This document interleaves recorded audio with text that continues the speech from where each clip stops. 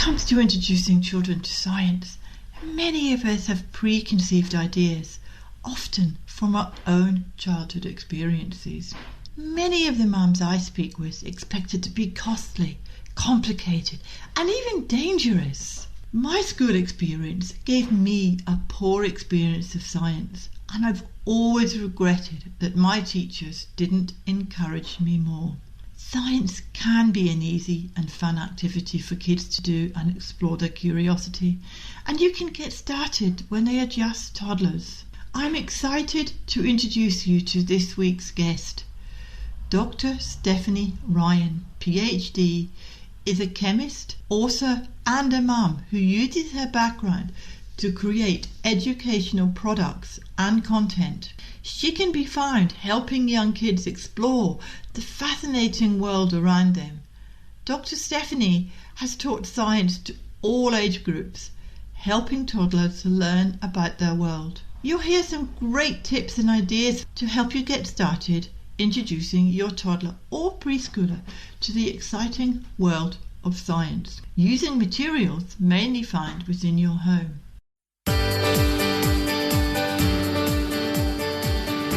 I'm Helen Thompson, and welcome to First Time Mums Chat. I'm a childcare educator and baby massage instructor.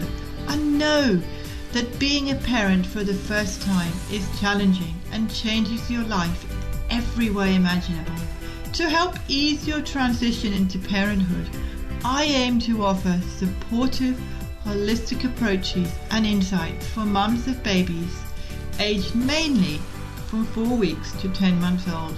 My goal is to assist you to become the most confident parent you can and smooth out the bumps along the way. This podcast is brought to you by My Baby Massage. To find out how baby massage can help you to increase your confidence and feel more connected with your baby, check out My Baby Massage introduction video at mybabymassage.net/intro. Let's do this together. This podcast is for informational purposes only and does not constitute medical advice. Please contact a medical practitioner if you are concerned or have any medical issues. Hi Stephanie, it's great to have you here on First Time Mums Chat today. Science for toddlers and preschoolers is a topic that fascinates me, which I've wanted to introduce on First Time Mums Chat for some time. So it's great to welcome you today. I'm looking forward to hearing about how parents can help their children learn science. Thanks. I'm Stephanie Ryan, and I have my own education consultancy company, and I write curricular materials and assessments for students. But in my free time, which is while I'm being a parent, I have an account that's Let's Learn About Science on Instagram and TikTok, where I share activities with parents that they can do with their very little children to help them learn science and still learn all of those skills that you want your children to learn, like dexterity and making observations and sensory activities, learning how to write. So incorporating a lot of those things in, but also using some science in there too. That sounds wonderful for mums to be able to do that, because I think a lot of mums these days think that science is all too difficult and all too complicated. I know when I was a kid, I certainly found science very complicated. I didn't understand all the chemistry and all that kind of stuff. So I know what you're saying, that you can make it simple and you can make it easy and fun for kids to do and explore their curiosity, which I think is great for younger kids.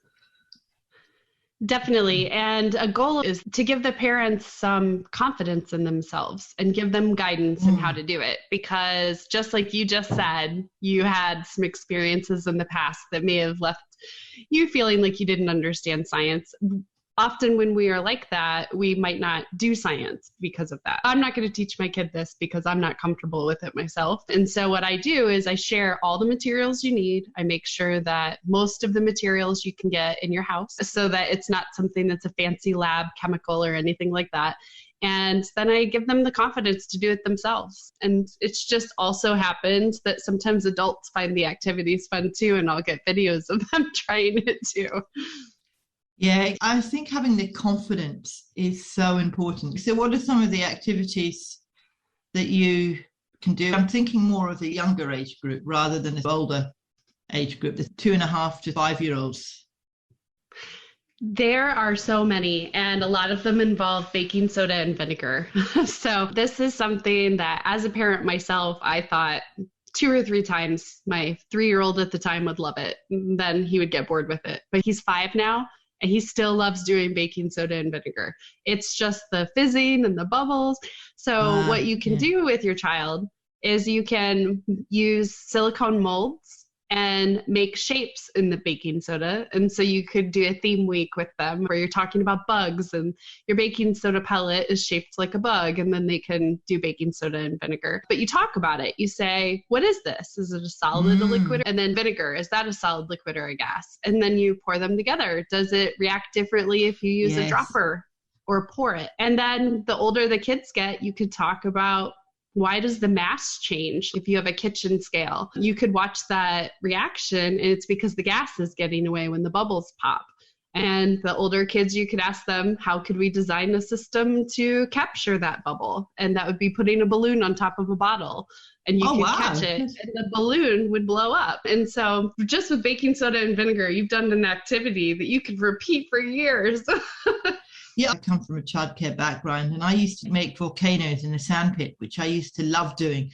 And I think it was baking soda, vinegar, and there was something else in it, and I can't remember what it was. You just piled the sand up, and then you put a bit of baking soda and I think vinegar and whatever else it was, and it just exploded like a volcano. And the kids, you saw the little kids' faces, and they just loved it. It was something they could do outside as well. If it's raining, you can still get the kids out on a balcony or something and just put the sand out and just do an activity like that, and it can still be fun. Well, if the weather isn't cooperative, which often it can be that way, you can do these inside. Just use a bowl or a cookie sheet or a tray or some sort of dish to collect it, because when it goes up, it's going to come back down. But you want to make sure it's not so messy. But I think that's one way I approach. And the other is I have, what does it mix or does it not mix? So when things don't mix, they form a layer.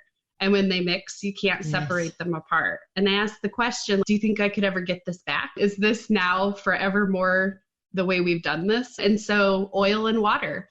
You mix oil and water together, and there are 2 layers. They're 2 liquids, and they're just right on top of each other. And there's some fun activities you can do with that, using Alka-Seltzer tablets, which I believe you guys have citric acid tablets. I forget the brand name. Which is vitamin C tablets.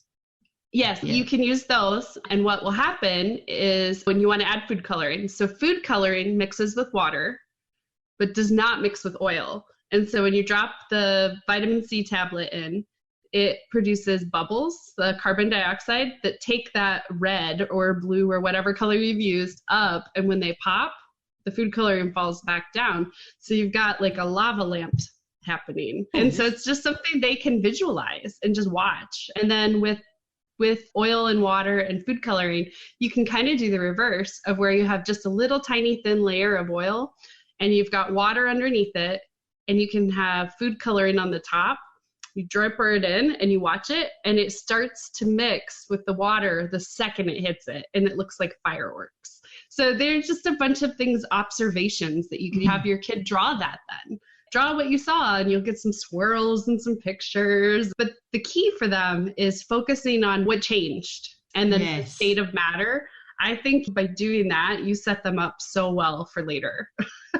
You're giving that curiosity, the curiosity of working things out. You're teaching them those skills, which I think is really important. We mentioned sensory toys as well. You can buy sensory toys in the supermarket. We have them all the time, but I'm a great believer in making my own stuff, because I think it's much more fun for the kids, because you're getting your kids involved rather than saying, right, we're going to go and buy a toy, and you take them to the supermarket and get them to choose it. But if they make it themselves, it's giving them that sense of independence. It's giving them that sense of self-esteem and self-worth. So what's your take on that? That is the great thing about the lava lamp experiment that we have, is that when you are finished with it, you can add things inside it. So the glitter or confetti or whatever, you can add the theme that you're looking for after the reaction's totally done, screw the lid back on. You could use a bottle, glue that on, and you now have a sensory tube that you have made yourself, and your kid can explain why the oil and the water are able to do that, because they don't mix together. Yes. And so that's a fun one that you can do lots of times. So that's something I do often, is we do theme weeks, like I said, and I swap out the confetti that I use and the color of food coloring. And so you can do it for every holiday. You can do it for, you're learning about flowers. You can anything you want inside it. And so that's something that I like about it, is that you're turning it into something else. You're not just wasting the materials. And you're being resourceful too, and you're recycling, which is another good thing to do these days, because it's such a throwaway society. Oh, very much so. And during the pandemic, I really focused on making sure it was things that parents probably had some access to. Mm-hmm. And so a lot of our things involved a bottle, because there are a lot of bottles around. You could get one from a neighbor, you could get one somewhere, like a recycling bin in your building. You could find a plastic bottle, and then we could reuse it in some way instead of just sending it to the bin. I think your activities during the pandemic must have been very, very good for parents, because a lot of them couldn't get outside. It didn't affect us as badly as it did on the rest of Australia, but I know in America it was pretty tough. It was in the beginning, and that's actually what prompted my account. Was I pulled my son from school because we have such a tight relationship with our grandparents that we decided that we'd rather see them than have him in school and not be able to see them. So I became a preschool teacher, which is not my background. And I wasn't feeling very confident in myself. Am I doing this right? I usually teach older kids. And I talked with his preschool teacher, and she told me that I was giving him life lessons, and we were doing stuff around the house, and even measuring water is still something that is a skill that she told me to take a step back and look at it through his eyes, learning it for the first time. And I was, if I'm having trouble with this, so are other parents. I'm an educator, and I was having trouble. And so I was like, I need to switch gears and make this account more for the parents than the kids. The kids are great, but I want to make sure the parents feel confident. And it helped me through the pandemic by having an activity every day to do with my son to show others. So it was twofold. It helped them, but it also helped me get through it as well. Yeah, because I think a lot of parents don't have confidence in homeschooling because they think that they don't know how to do it. But in fact, everyday life is education. I had this conversation with somebody recently. When I was a kid, when we went on road trips, my father always used to say to me, right, well, what does that sign mean? Is that a give way sign? What shape is it? Is it round? Is it square? Is it rectangle? And all these kind of things. Any road sign he encouraged me to read. Oh, absolutely. I do some work with college professors, and during the pandemic, labs were canceled. And it was like, how can we get these concepts across? And I was like, you're not going to like to hear this, but you can balance equations and teach a lot of chemistry with baking soda and vinegar and a kitchen scale. You could do that. It's not flashy. It's not one of the trickier kinds of reactions you could show, but it would get the point across, and they could do it in their own home. But yeah, and it makes it more equitable. So people will have access to more things. So science isn't just for people who can afford a science kit.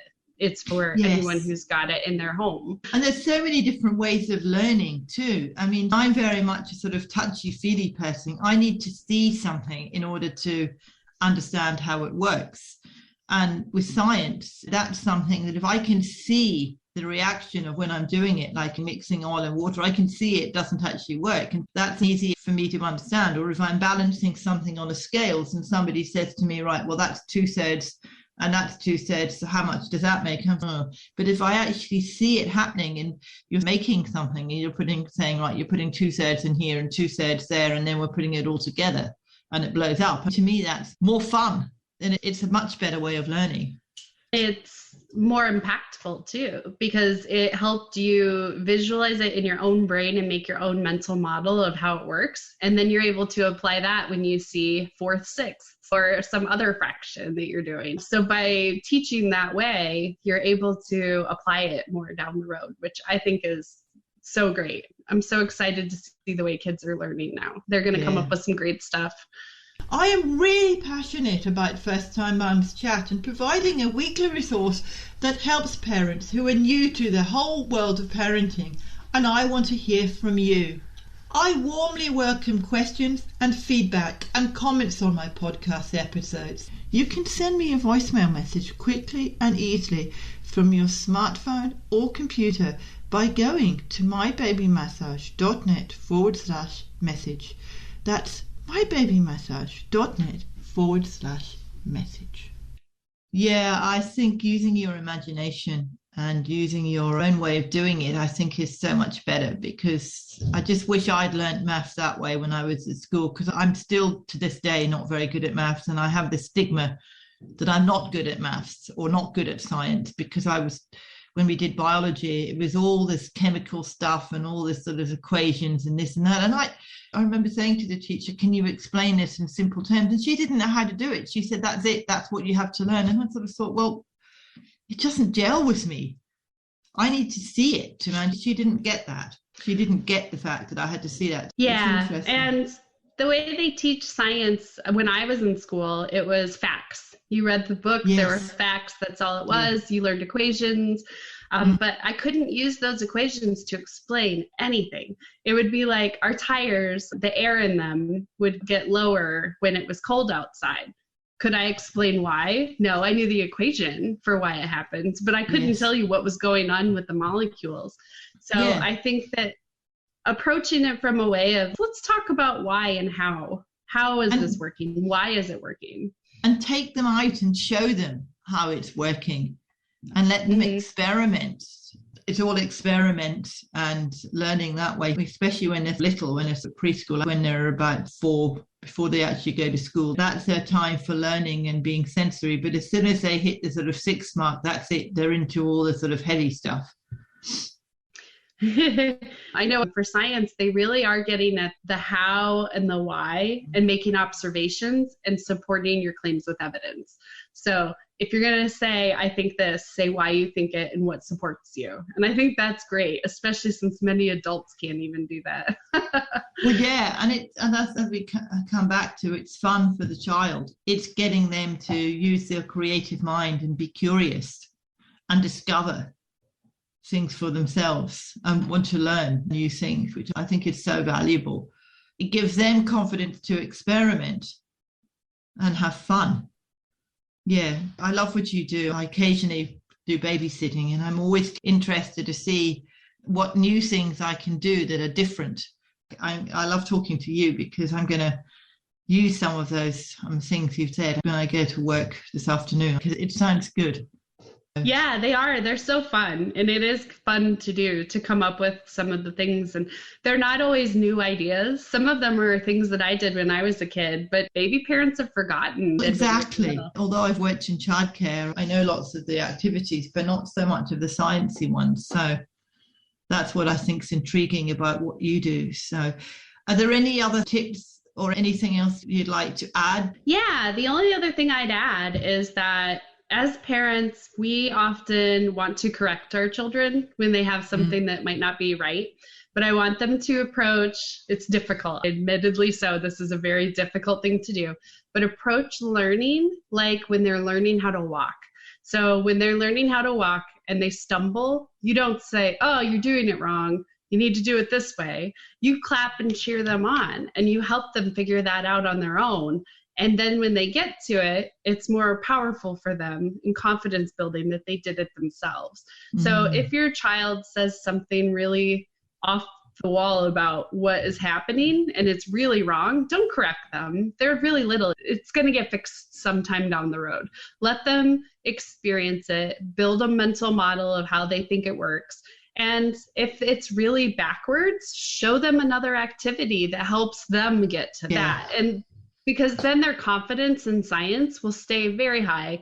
their confidence that they have a voice and can talk for themselves. And that is so important. But the second you say, no, that's not it, they stop. And then they're like, oh, I'm wrong. I don't want to do this. So I encourage parents to think of it like they're learning how to walk. Yeah, no, I can relate to that, because that's what I try to do with kids all the time, because I don't like to say that they're wrong. Sometimes it is easier said than done, because it can be very, very frustrating if your child is wanting to do something and they're just not working it out. It can be very frustrating for you, and it's incredibly hard not to intervene. Yeah, it's just like when your kid is going out the door and they want to put their shoes on themselves and you're like, come on, let's go. You're like, okay, yes, you can do this. I think from a parent's point of view or an educator's point of view, you've just got to be strong enough to step back and say, okay, let's just take time and plan. If you want to be out the door by 10 o'clock, I think you start getting them ready sort of about 9:15, 9:30. Instead of rushing it to 5 to 10 or whatever it is. Then they've got the time to do that. And I think that's the key as well. And I think that's the same with science, giving them the opportunity not to rush the experiment, working it out so that you've got the time frame to do it in, rather than rushing. And then they don't enjoy it. They don't enjoy the experience.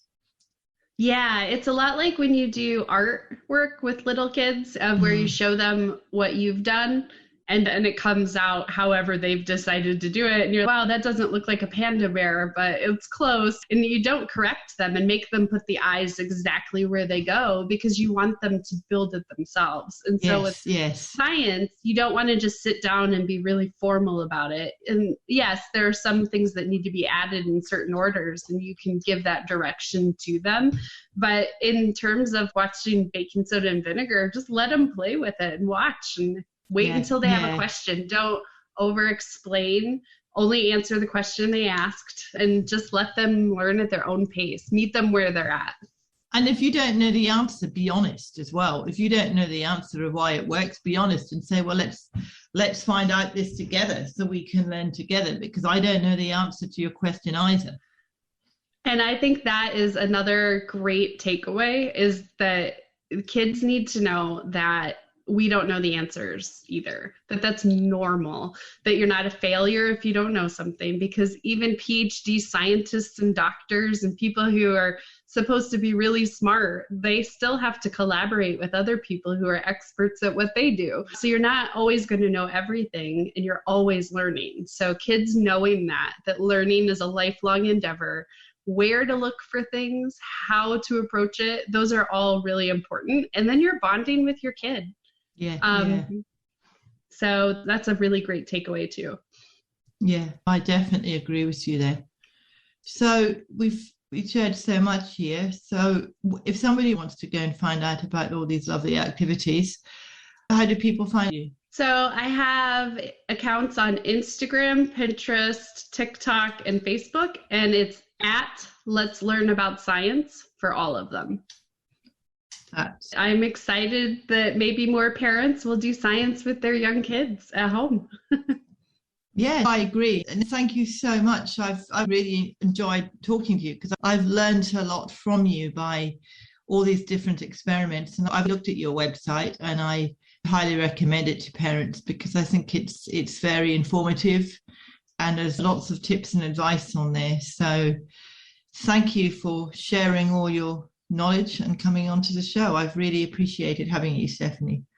Thank you so much for having me. Dr. Stephanie shared some great ideas, and I found her enthusiasm for all things science contagious. I highly recommend checking out Dr. Stephanie's Let's Learn About Science.com website and her Let's Learn About Science pages on Facebook and Instagram. I've included links to these in the show notes, as well as her Let's Learn About Chemistry book. First Time Mums Chat listeners also have access to free chemistry-themed colouring pages, and I've included a link to these in the show notes, which can be accessed at mybabymassage.net/podcast/071. 1. Please help me spread the word to other mums by rating and reviewing my podcast on Apple Podcasts.